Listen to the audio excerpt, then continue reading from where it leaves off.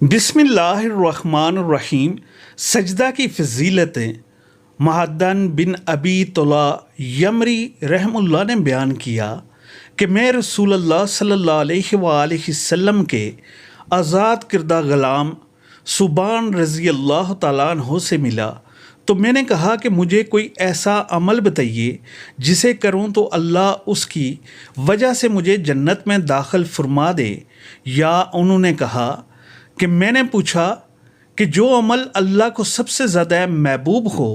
تو ثوبان رضی اللہ تعالیٰ عنہ نے خاموشی اختیار فرمائی اور میری بات کا کوئی جواب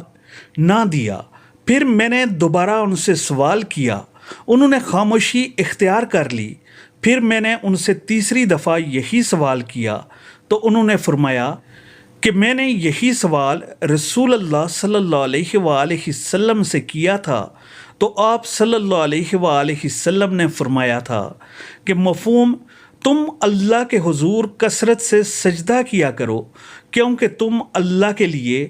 جو بھی سجدہ کرو گے اللہ اس کے بدلے میں تمہارا درجہ بلند کرے گا اور تمہارا کوئی گناہ معاف کر دے گا۔